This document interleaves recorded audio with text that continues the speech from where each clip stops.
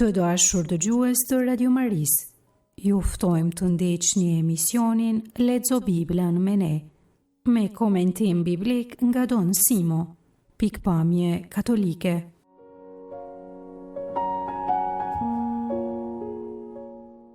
Në takimin e sotshëm do të lexojmë pjesë nga Zanafilla, kapitujt 26-36. Leximin e tekstit do ta bëj Antoneta Palushi nga Gjakova, ndërsa një katekezë mbi këtë tekst do ta ofroj Kondor Çeka nga Tirana. Lexim prej librit të Zanafilës, kapitulli 27, rreshtat 21 deri 25. Por Izaku i tha: "Afrohu këtu që të prek biri im, që ta di a jeti biri im Ezau apo jo." A ju afrua tek Ati dhe pasi I preki Izaku tha: "Zëri ishte zëri Jakobit, por duart janë të Ezaut." Dhe nuk e njohi, sepse duart ishin leshatake si ato të djalit të madh. Prandaj edhe e bekoi. Tha: "A jeti biri im Ezau?" Përgjigji: "Unë jam." Atëherë ai me jep tha të ha prej gjahut tënd, biri im, dhe të bekoj shpirti im. I dha dhe ai hëngri. I solli edhe verë. Tregimi që sapo kemi lexuar I trashëgimisë së bekimit të Jakobit është shumë I veçantë dhe mjaft I pazakonshëm në letërsinë biblike.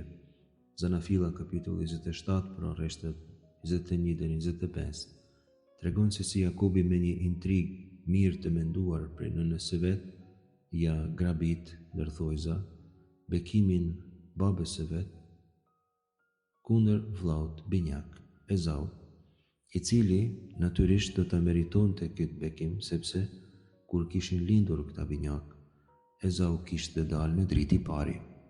Po për çfarë bekimi bëhet fjalë? Për të ashtu quajturin bekimin patriarkal.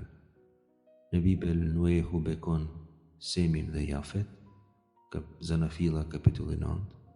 Më vonë Jakobi bekon 12 vite vet, Zanafilla 49. Mojsiu bekon 12 fiset e Izraelit, Ligji për Trir kapitulli 33. Ky bekim është I rëndësishëm shumë për teologjinë e beslidhjes. E kemi thënë, Zoti lidh beslidhje me Abrahamin te kapitujt 12, 15 dhe 17 të Zanafilës. Këto janë raste që kemi lexuar në takimet tona Lexo Biblën me ne. Bekimi I babait ka funksionin e marrjes së trashëgimisë së atij bekimi që Zoti ka bërë Abrahamit. Kë bekon baba bëhet jo vetëm trashëgimtari kryesor I shtëpisë, në këtë rast të Izakut, por edhe pikrisht trashëgimtar I beslidhjes me Abrahamin për cilës I kësaj beslidhje, të këtij bekimi që ka premtuar Zoti. Izaku ishte plakur shumë dhe nuk shihte, e dinte se Ezau e kishte zërin pak më të trash dhe ishte leshatak, kurse Jakobi e kishte zërin më të hollë dhe nuk ishte leshatak. E dinte se kishte ardhur koha që në pleqërinë e tij dhe në verbërinë e tij bekimin t'ia jepte Ezau. Mirë po gruaja e tij, Rebeka, nëna dy djembe binjak, dërsa ishte shtatzën, kishte marrë një fjalë prej Zotit, që e kishte lajmëruar se në kraharor po mbante 2 kombe dhe se I vogli do t'i shërbente të madhin. Këtë gjem tek Zanafilla, kapitulli 25, rreshtet 22 deri 23. Ajo dëshironte të plotësonte këtë fjalë hyjnore në padije të burrit të vet të vjetër dhe të verbër, në padije edhe të Ezaut, djalit të saj. Mëson Jakobin të vendos një post me lesh në krah, një post edhash, që Izaku ta prek postin dhe të mendoj se ishte Ezau për një mend, sikurse Izaku t'ia prekte dorën do ta kuptonte se ishte Jakobi, mirë po ai preku postin dhe u mashtrua. Studiuesit kanë vërejtur se në tregimet e Zanafilës, por jo vetëm tek libri Zanafilës ekziston një motiv i vazhdueshëm i konfliktit midis të drejtës së të paralindurit për trashëgimi dhe vullnetit të Zotit të tregojë provanin e tij, sido ai vetë, dhe jo si e parashohin rregullat. Për shembull, tek Zanafila kapitulli 48, Jakobi bekon Efraimin dhe jo Manaseun, dhe atje tregimi është interesant sepse dy djemt paraqiten tek ai në mënyrë të rregullt, që ai me dorën e djathtë ta bekoi atë që e kishte mbar, mirë po Jakobi kryqëzon duart dhe me të djathtën e vet bekon atë që ndodhi në anë të majt. Zanafila pra, kapitulli 48. Davidi, tek libri i parë i mbretërve, te dy kapitujt e parë të librit të parë të mbretërve, bekon Salomonin dhe jo Adonin, edhe pse Salomoni ishte më i vogël se Adonia, faktikisht më i vogël ndër djemtë e tij. Edhe pse Adonia kishte filluar edhe disi në mendje të vet me të drejtë të sillej si pasardhës i Davidit kur Davidi u plak. Këto tregime paralele vërtetojnë se fakti që Jakobi do ta trashëgojë shtëpinë e Ezaut është provani e Zotit për te. Është një mrekulli, sado që ngjarja mund të konsiderohet si padrejtësi karshi Ezaut. Krejt si baba i tij që ka lindur mrekullueshëm në pleqërinë e prindve të vet, ashtu edhe ky në pleqërinë e prindve të vet lind mrekullueshëm si trashëgimtar. Izaku plak është i vendosur ta përcjell trashëgimin e Ezaut, por kur i afrohet Jakobi me mashtrim, plaku i ka dyshimet e veta. Në ndërgjegje nuk është i bindur se është Ezau, por ndoshta prej pleqërisë vendos t'ja kaloj bekimin Jakobit. Për Jakobin, ky bekim është një mrekulli e madhe, sepse shumë rrallë ndodh që babai të mos e njoh djalin e vet, të paktën në zë. Së pari, Izaku prek Jakobin. Kjo tregon pa aftësinë e tij të natyrshme të vendos, por tregon e përsërisim provanin e Zotit. Sikurse Izaku të kishte parë dhe të kishte njohur Jakobin, nuk do të kishte kaluar bekimin. Zoti përdor dobësi njerëzore për ta plotësuar vullnetin e vet të dashurisë ndaj njeriu. Zëri është zëri i Jakobit, por duart janë të Ezaut. Kështu thonte Izaku dhe kishte të drejtë, dhe ne e dim se Zoti ka zgjedhur Jakobin. Arsyen nuk e dim, ky ishte vullneti i tij, dhe këtë qëllim Zoti do ta plotësoj. Izaku nuk e njohu djalin e vet. Ky është një motiv i rëndësishëm që do të përsëritet, siç do ta shohim edhe në raste të tjera tek libri Zanafilës. Izaku e pyeti Jakobin: "A je ti biri im Ezau?" Jakobi e rrejti, ju përgjigji: "Unë jam." Nuk është e justifikueshme rrena, kjo kuptohet. Teksti shenjtë dëshiron këtu të na mësojë. Zoti ndonjëherë përdor ironi për t'i arritur qëllimit të vet. Sipas këtij teksti, Jakobi s'kishte asnjë rrugdalje tjetër ta marrte bekimin, sepse nuk kishte si ndryshe t'ia mbushte mendjen babës plak se Zoti e kishte zgjedhur atë, përveç se nëpërmjet këtij mashtrimi. E gjitha përfundon me një moment bashkëdarje të ushqimit që ka karakter ritual. Në lashtësi, gjestet rituale përcilleshin shpesh me bashkëdarje të bukës. Kështu për shembull tek Zanafila, kapitulli 21, rreshtat 27 deri 32, Abrahami me Abimelekun, pasi që merren vesh për pusin, han bashkë për të vullosur marrëveshjen.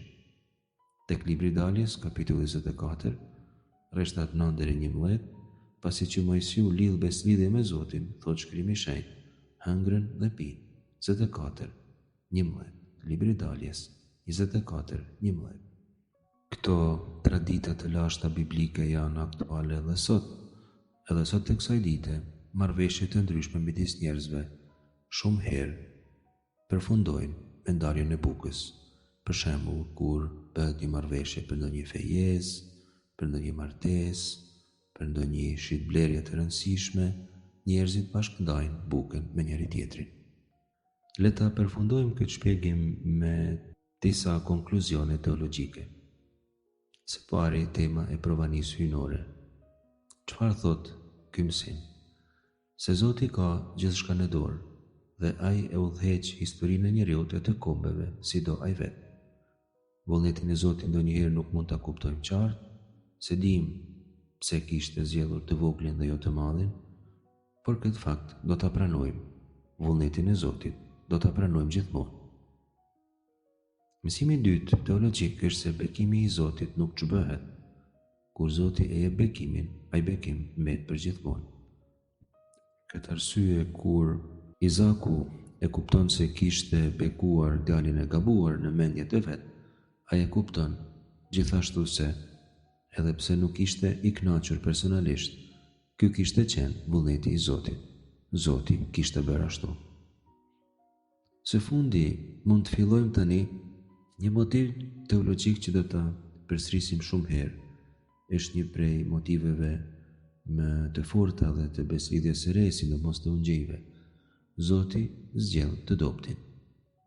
Një biblist i rëndësishëm gjerman, Westermann, biblist i gjysmës së dytë të shekullit të kaluar, e quante këtë motiv teologjia e zgjedhjes.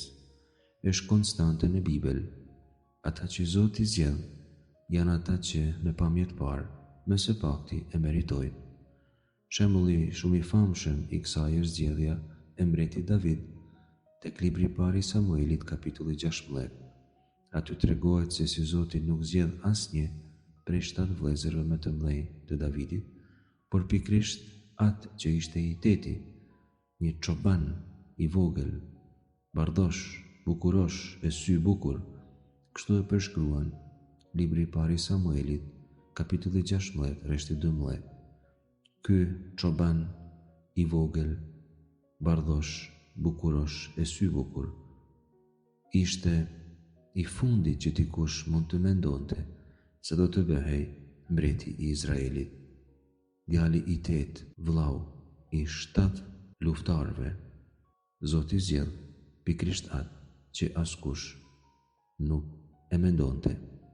Thot shkrimi i shenjtë tek libri i parë i Samuelit, kapitulli 16, rreshti 7, ku citon Zotin duke folur me profetin Samuel, që po zgjidhte mbretin e Izraelit, Davidin. Mos e shiko fytyrën e tij në lartësinë e shtatit të tij, sepse e kam përjashtuar, është fjala për vëllezërit e Davidit. Thot Zoti, unë nuk gjykoj sipas pamjes së njerëzve. Njeriu sheh çka duket përjashta, kurse Zoti vëren zemrën. Lexim prej librit të Zanafilës, kapitulli 28, rreshtat 10 deri 15. Pasi Jakobi doli prej Bersabes, vazhdoi udhën për Karan.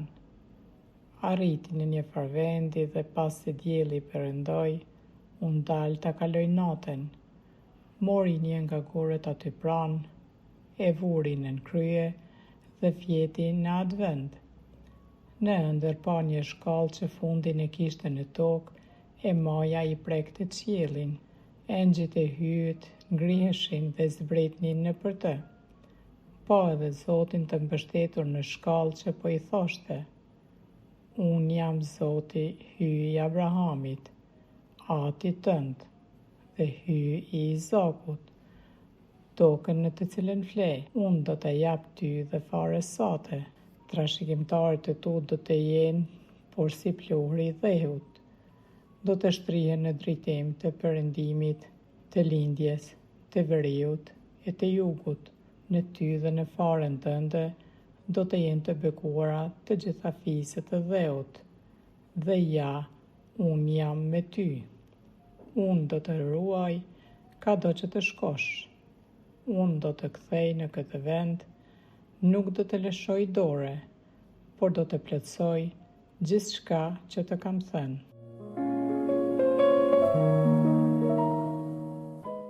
Ëndra e Jakubit përmban në vetvete një mësim të rëndësishëm teologjik. Është një prej tregimeve më të famshme që lidhen me historinë e Jakubit. Jakubi udhton nga Bersheva në Haran, largohet nga vendi vet. Arsyet kryesore të ikjes së tij janë dy: Esau kishte vendosur ta vrasë si hakmarrje për grabitjen e bekimit, dhe nëna Rebeka e mëson të largohet sa më parë. Nëna Rebeka i dinte mendimet e Esau. Por kemi edhe një arsye tjetër. Esau ishte martuar me grua kananite. Këtë lexojmë tek Zanafilla, kapitulli 26, rreshtat 34-35. Dhe prindrit ishin mërzitur shumë për arsye të këtij vendimi të Esaut. Izaku kishte frikë se diçka të tillë do të bënte edhe Jakobi. Prandaj ai vetë e dërgon të shkojë në Haran, me qëllim që të martohet me ndihmën e dajës së vet Labanit që jetonte atje. Këtë lexojmë tek libri Zanafilës, kapitulli 28, rreshtat 1-5. Biblisti gjerman Walter Brueggemann, që kemi cituar tashmë, ka theksuar se largimin nga toka e premtuar ban në vete një paradoks teologjik. Trashëgimtari i bekimit mbet pa asgjë, largohet nga prindrit, nga siguria e tokës dhe vendit të vet, dhe mbetet pa asgjë, do t'ja filloj jetën nga e para. Tek rreshti 12 tregohet se Jakobi ndron një shkallë dhe engjëj, pasi që e mbështet kryet në një gur dhe fle. Shkalla ndoshta është evokimi i zikurat babilonase që e kemi përmendur kur kemi shpjeguar Kullën e Babelit. Mendimi mesopotamik ishte se ato shkalla të tempullit zikurat mundsojnë uljen e Zotit në tokë, raportin e rregullt të njerëzit me Zotin. Në këtë rast, shkalla do të ishte simbol i afërsisë së Zotit, i mundësisë së njeriu të takojë Zotin rregullisht. Mirëpo sipas disa studiuesve, shkalla mund të simbolizojë edhe diçka tjetër, sovranitetin e Zotit në tokë. Metafora e shkallës mund të simbolizojë derën që Zoti e ka vazhdimisht të hapur, që kur të duaj mund të vijë në tokë. Por këto dy kuptime ndërlidhen. Zoti është njëkohësisht edhe i afërm, edhe sovran, edhe do, edhe dashuron. Ai i thot Jakobit, unë jam Zoti, hyj i Abrahamit atit tënd, dhe hyj i Izakut, tokën në të cilën fle, unë do të jap ty dhe fares sate. Zoti tregon dashuri të amshueshme për krejt pasardhësinë e Abrahamit, Izakut dhe Jakobit. Jakobi është duke u larguar nga toka, por Zoti premton besnikëri, konfirmon për Jakobin beslidhjen e lidhur me gjyshin e tij. Zoti jep kurajo Jakobit, e thret të vazhdoj të besojë në te. Tek rreshti 14, Zoti përsërit bekimin. Trashëgimtarët e tu do t'jenë por si pluhuri i dheut, i thot. Do të shtrihem në drejtim të perëndimit, të lindjes, të veriut e të jugut. Në ty dhe në farën tënde do t'jenë të bekuar të gjitha fiset e dheut. Rastit të bekimit tek Zanafilla kapitulli 12 rreshti 3, ku gjejmë bekimin. Zanafilla kapitulli 26 rreshti 4, bekimit të dhënë Izakut, i shtohet edhe ky bekim, që bëhet bazë për formimin e lokucionit trefish që përmend patriarkët Abrahamin, Izakun dhe Jakobin, dhe që përdoret në krejt shkrimin shenjtë. Hyj është hyj Abrahamit, Izakut dhe Jakobit. Është ai që mban premtimin se në linjën e asaj trashëgimie të atij fisi, pra do të bekohen të gjitha fiset e tokës. Ky betimi i bekimit vazhdohet në premtimin e Zotit, dhe ja, unë jam me ty, unë do të ruaj kudo që të shkosh, unë do të kthej në këtë vend, nuk do të lëshoj dore, por do të plotësoj gjithçka që të kem thënë. Kështu i premton Zoti edhe Jozefit në vonë, kapitulli 39, rreshti 2, edhe Mojsiut, libri Daljes, kapitulli 3, rreshti 12, edhe Jozuehut, libri Jozuehut, kapitulli 1, rreshti 5. Jezusi do të quhet Zoti me ne prej engjëllit Gabriel. Jezusi është plotësimi konkret i këtij premtimi patriarkal. Ky premtim thekson sidomos elementin e kthimit Jakobi do të kthej në tokën e premtuar. Ky ishte një premtim pa kushte. Fara e Jakobit do të trashëgojë tokën e premtuar. Mund të përmendet këtu edhe një element teologjik që biblistët e kanë vënë në pa. Jakobi nuk ka bërë asgjë për të merituar këtë bekim, përkundrazi është sjellur në një mënyrë të pahishme dhe babën, por Zoti tregon mirësinë e vet për Jakobin, sepse Zoti qëndron besnik bekimit që Jakobi ka marrë, edhe pse pa merita.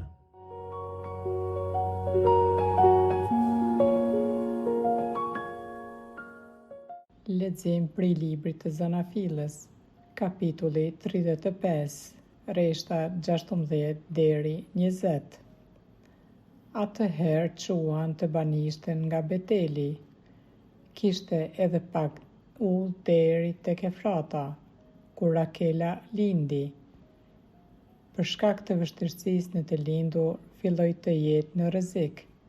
Mamia i tha: "Mos ki frikë, se edhe kësaj here ke djalë." Ndërsa po i dilte shpirti, sepse ishte në fill të vdekjes, e quajti djalin e vet Benoni, do me thonë djali i dhimbjes sime.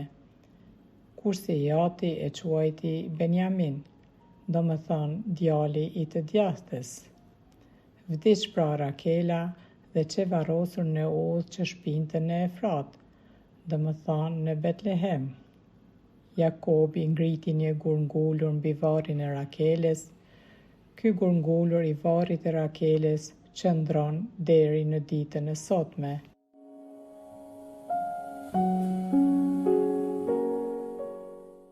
Rakela është gruaja e Jakobit, prej të cilës i lindi Jozefi dhe Benjamini.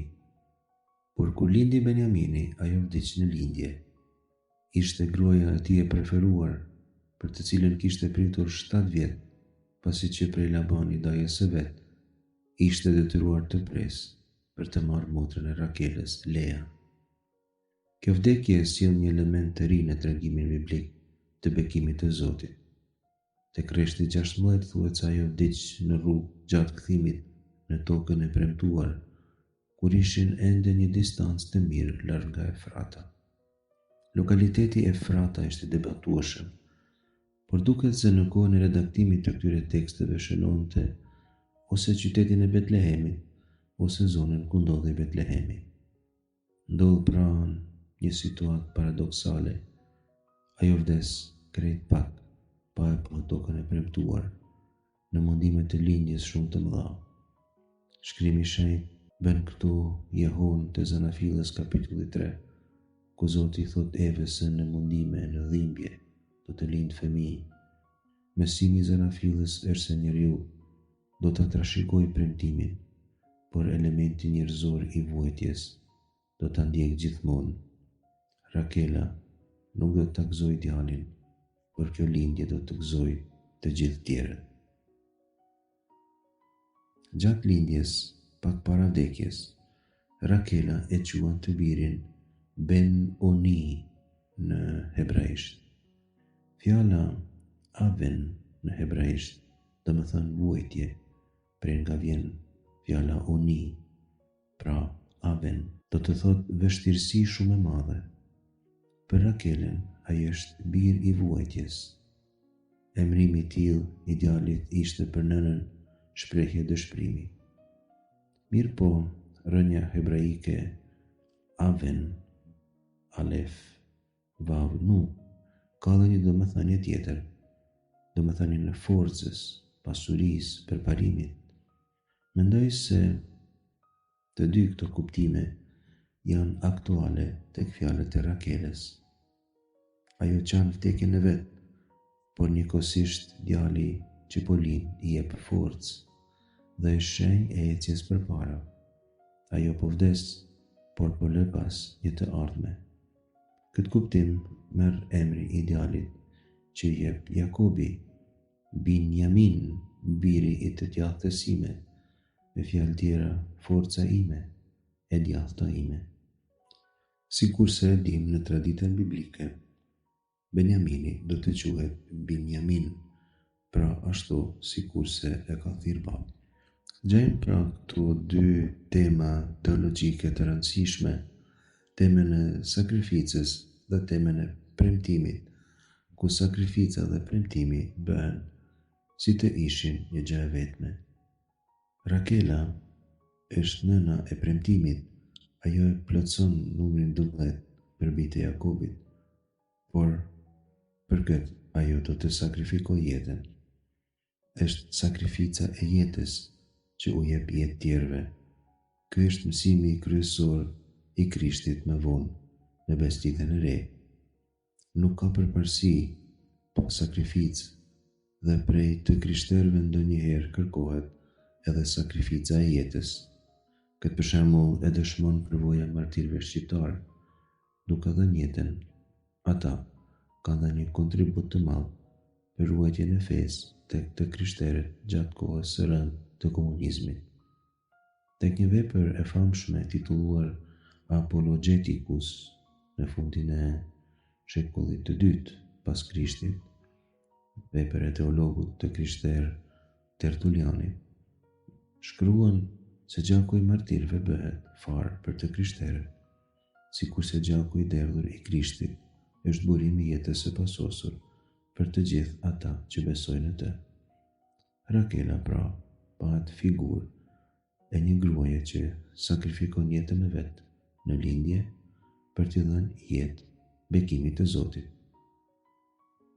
Rakela bëhet gjithashtu në shkrimin shenjtë një figurë eskatologjike. Në teologjinë e mëvonshme të Besnikës së vjetër, tek Jeremia kapitulli 31, rreshti 15, që është një tekst i shekullit të 5 para Krishtit falni, shkruan kështu: Kështu po thot Zoti ynë, po dëgjohet një zë në Ram, vajtim, gjem dhe dënesje, vajton Rakela bijtë e vet, asesi s'mund të pajtohet, pse ata më nuk janë. Izraeli sipas Jeremis vajton fëmijë të shpërngulur në Babiloni. Rakela këtu simbolizon Izraelin, që vajton fëmijët e vet.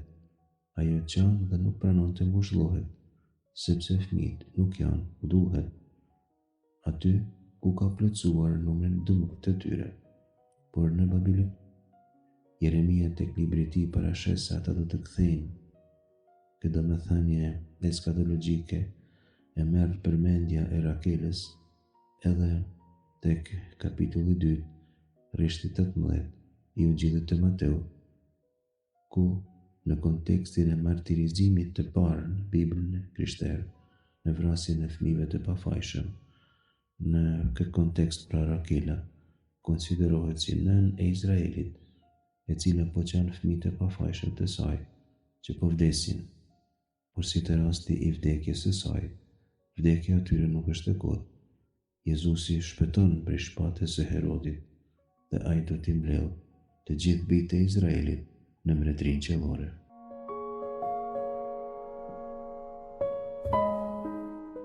Filli i kuq që përshkon dhe bashkon gjithë rrëfimin biblik është beslidhja.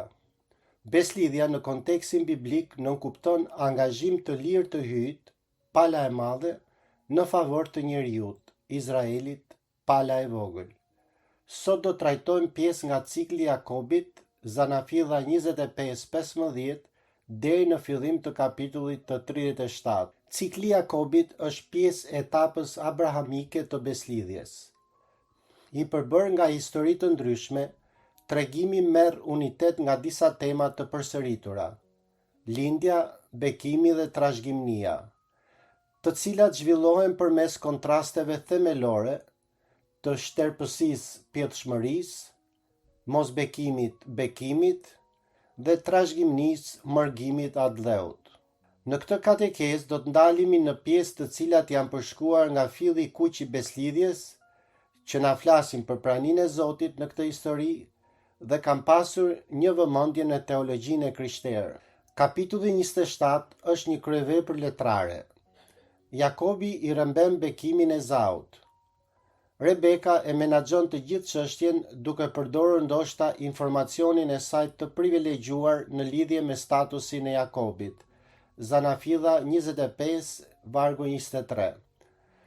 Problemi i vetëm Jakobit është se nëse jati e zbulon dredhin, ai do të marrë një mallkim në vend të një bekimi. Vargjet 11-12. Isaku është pasiv siç ishte në kapitujt 22 dhe 24. Mashtrimi kryhet përmes veshjes. Jakobi vesh rrobat e Ezaut. Gjë që i paraprin një mashtrimi të ngjashëm të një patriarku me anë të veshjes në historinë e Jozefit. Zanafilla, kapitulli i 37, vargu 33.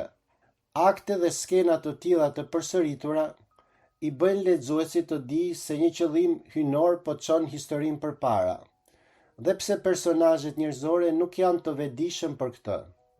Pra, kjo histori që vazhdon vërtet është një histori njerëzore, por është një histori e shënuar nga veprimi i Zotit, që e bën atë të frytshme dhe e bën kaq të përulur. Pra, nuk është vetëm një histori njerëzore, është një histori njerëzore e çuar përpara sipas planit të Zotit, me fuqinë e Zotit që vepron brenda saj. Duke i shërbyer këtij Zotit të vetëm, nuk mund të mbështeten vetëm në forcën e tyre, por duhet të mbështeten edhe në besimin në këtë Zot. Historia e Jakobit, i cili mashtron literalisht baban dhe vëllain e tij për të marrë një bekim me nxitjen e nënës së tij, është një histori që ndoshta na skandalizon. Dikush mund të pyes, se si mund t'i jepet bekimi i Zotit një intriganti kaq të padenj? Ekziston një model biblik, në fakt, i preferencës së vëllait ose motrës më të vogël mbi atë më të madhin. Isaku mbi Ishmaelin, Jakobi mbi Izaun, Rakela mbi Lean, Jozefi mbi vëllezërit e tij më të mëdhej, Efraimi mbi Manasin, Davidi mbi vëllezërit e tij më të mëdhej. Por duhet të konsiderojmë edhe se personazhet biblike nuk sillen si shembuj gjatë historisë, por janë shembuj jo aq shumë në mënyrën se si sillen, por në rrugën që ndjekin. Do me thënë në atë që mësojnë, në atë që zbulojnë për veten e tyre dhe mbi të gjitha në nivelin e zbulesës, do me thënë të përvojës së tyre me Zotin dhe hyjnoren. Kështu që patriarkët, do të shohim më vonë edhe profetët, duhet kuptohen në ecurinë e tyre dhe jo në momente të veçanta gjatë jetës së tyre. Pavarësisht kufizimeve të tyre dhe ndonjëherë edhe pavarësisht virtyteve të tyre, Zoti udhëzon ata drejt një plani më të madh se vetë ata dhe më të madh se ne që e lexojmë këtë histori. Autori biblik luan me zhvillimin e të gjithë historisë dhe jo me momentet të veçanta të saj. Duhet të kujtojmë se për autorët biblik, fjala e Zotit dhe plani i tij qëndron mbi fjalën dhe veprën e njerëzve. Synimi i Zotit ja ndryshon kuptimin të gjitha gjërave. Pra, ekziston një plan hyjnor që realizohet përtej qëllimeve njerëzore dhe fjalëve njerëzore. Kapitulli 28. Shkalla e Jakobit. Në këtë pikë të historisë, Jakobi dhe nëna e tij e kanë marrë bekimin për vete. Veprimet e tyre e kanë vënë Jakobin në një pozicion të pasigurt. Ai duhet largohet nga vendi për shkak të qëllimit vrasës të vëllait të tij dhe të gjejë një grua në një vend të largët. Ai nuk sheh siguri, nuk ka qartësi, dhe siç ka ndodhur tashmë në momente të vështira në të kaluarën, ai ka nevojë për qartësi, ka nevojë për besim, ka nevojë të shohë veprën e Zotit. Ai ka nevojë të ndjejë se ai është aty, se ai nuk do ta braktisë. Ka nevojë të vendosë ekzistencën e tij në një plan që jep kuptim vuajtjes së atij momenti, sepse ajo që po i ndodh Jakobit në këtë moment është një tragjedi. Ai nuk është pa shpresë, nuk ka një vend ku të shkojë. Është nisur për kedaja e vet në fakt. Por në atë moment ai duhet perceptojë konkretësinë e kësaj shprese. Do me thënë, ai duhet të ndihmohet të besojë. Ashtu si ndodhi me Abrahamin në momentet më të vështira dhe më të errta në pritjen e tij për një birë, një pasardhës në momentin kur ai dukej se po i largohej gjithnjë më shumë konkretizimit, realizimit të premtimeve të Zotit, ashtu si që kishte ndodhur Isakut, i cili pikërisht në kohën e Zisë së Bukës ju desh të ikte përsëri për të kërkuar një vend për të mbijetuar.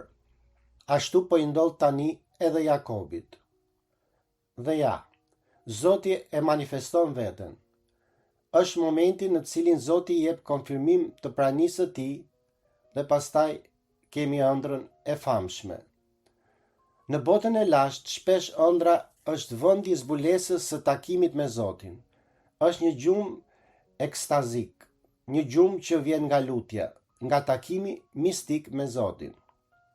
Shkalla në këtë vegim është një simbol i beslidhjes.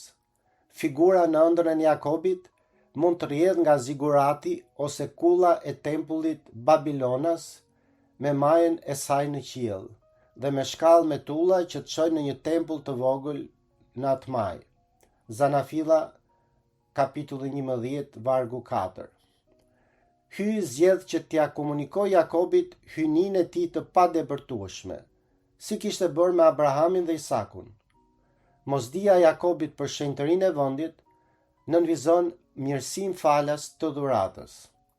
Jakobi kupton se është në rrugën e duhur dhe konfirmon faktin se ai po përmbush një plan hyjnor dhe për këtë arsye ka një garanci për jetën dhe të ardhmen e tij. Premtimi abrahamik është se ju do të bëheni një popull i madh dhe një bekim për të gjithë popujt.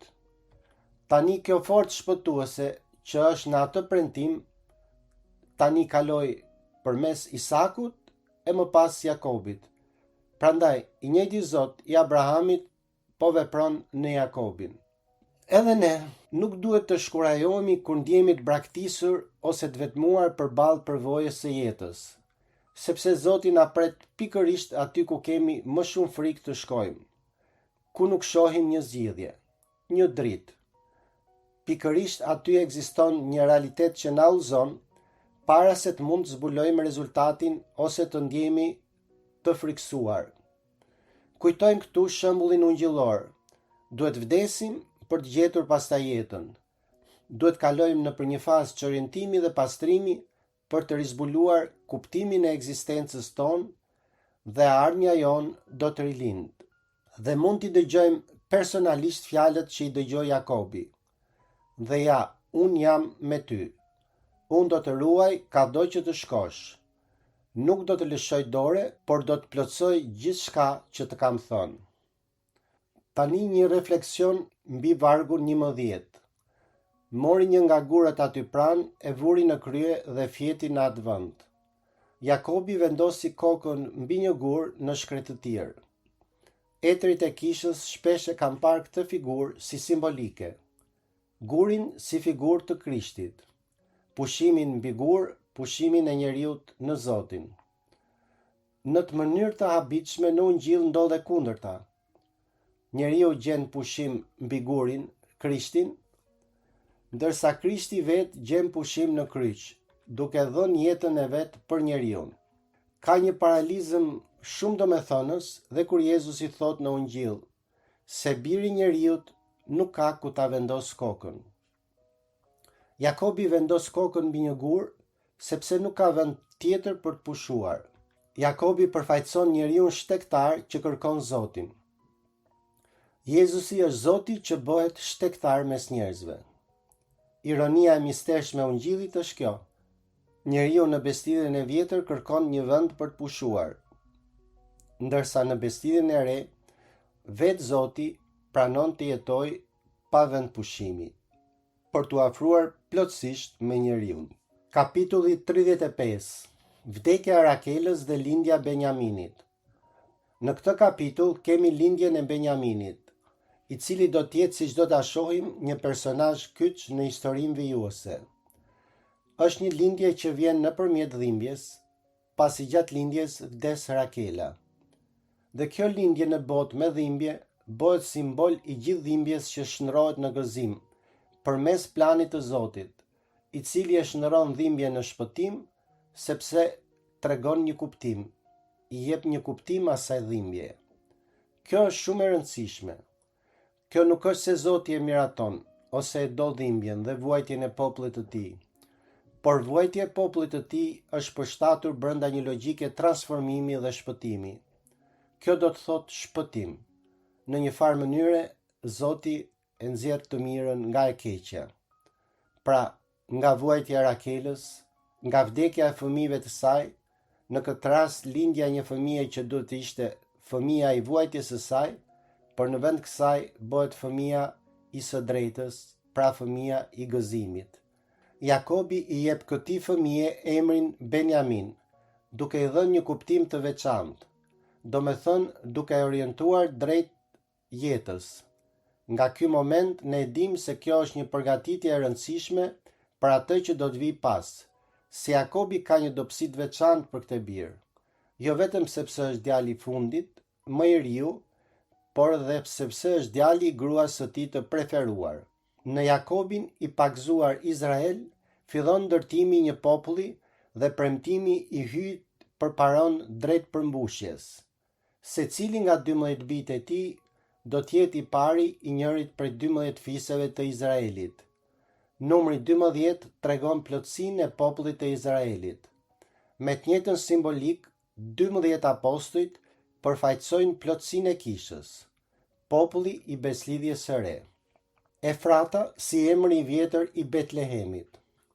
Betlehemi është një pikë takimi misterioze midis gëzimit dhe hidhërimit, sepse është një vend me të vërtet i lidhur me lotot e Rakelës, e cila vdes duke lindur djalin e saj, por që është i lidhur edhe me mbretërimin e Davidit, sepse familja e Davidit vjen nga Betlehemi, por që nëpërmjet Jeremis është i lidhur me humbjen e Rakelës dhe fëmijëve të saj, domethënë me momentin e mërgimit. Pra rruga e disfatës, rruga e masakrës e luftës dhe rruga e masakrës së pafajshme.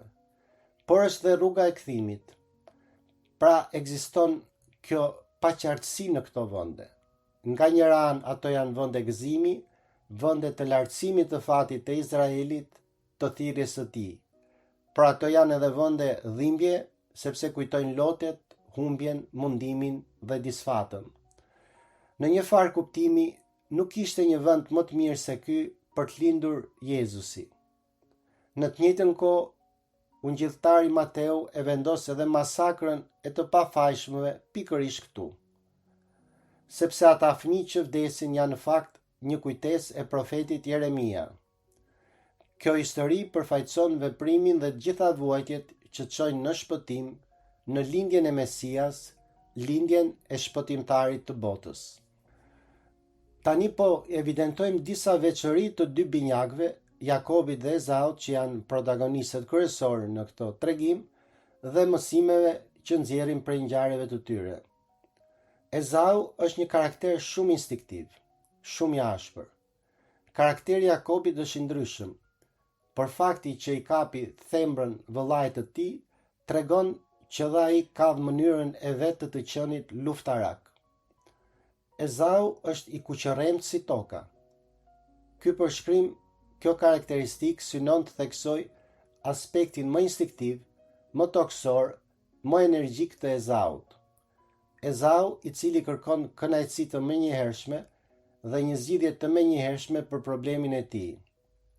Nga ana tjetër, vllai i tij Jakobi, i cili është i aftë të shohë përtej dhe për këtë arsye t'i jap vlerë diçkaje të padukshme, të paprekshme. Në këtë kuptim, Jakobi është më i civilizuar se Ezau. E drejta e të paralindurit ka avantazhin e marrjes së një trashëgimie të veçantë. Një bekim i veçantë është një vazhdimsi e të drejtave. Kjo histori na sugjeron një gjë shumë të rëndësishme. Nëse doni të merrni të trashëgoni premtime të hyjt, duhet të jeni në gjendje t'u jepni vlerën e duhur gjërave. Vlera e gjërave në fakt varet nga basti që ne vëmë. Dhe vlera e vërtetë e gjërave nuk varet nga nevojat tona të momentit. Nuk varet nga kërkesat tona. Sado të forta, sado urgjente, por varet nga basti i një vlere që nuk e kemi, por na duhet ta presim. Do me thënë, duhet jemi të aftë nëse doni të jeni trashëgimtar i denj i premtimeve të Zotit për të shtyrë kënaqësinë, për të pritur. Kjo na kujton gjithashtu mënyrën se si Zoti e trajton Abrahamin. Besimi dhe kjo aftësi për të pritur, për të ditur si të presësh, për të ditur si të shtysh kënaqësinë, për të ditur si të thuash jo tani, por pasi të dish si të sakrifikosh, të dish si të agjërosh, të dish si të kalosh netën në të ftohtë, të dish si të përballesh me vështirësitë e jetës. Por për ta bërë këtë, jo vetëm që duhet besosh në Zot, jo vetëm kaq, por duhet të jesh në gjendje të besosh në vlerën e asaj që Zoti të ofron, në vlerën e asaj që ka rëndësi, e cila, le të themi, i tejkalon shqisat, tejkalon këtu dhe tash. Dhe në fund një shpjegim në lidhje me emrin Jakob në Bibël, i cili ka një kuptim shumë domethënës dhe lidhet me mënyrën se si ai lindi dhe me karakterin e tij në fillim të historisë biblike. Emri Jakob vjen nga hebraishtja dhe lidhet me fjalën Akev, që do të thotë themër. Në Bibël ky emër interpretohet si ai që mban themrën, ose ai që zë vendin e tjetrit, e tejkalon apo e zëvendëson atë, ndonjëherë edhe mashtrues në kuptimin figurativ. Në takimin e ardhshëm do të lexojmë kapitullin 38 të Zanafilës, historinë e Tamarës dhe Judës. Është një tregim tërheqës, fantastik, me plot mësime. Ju lutemi ta lexoni të shtëpia nëse keni mundësi dhe ju falenderojmë përzemërsisht për vëmendjen tuaj. Zoti ju bekoft.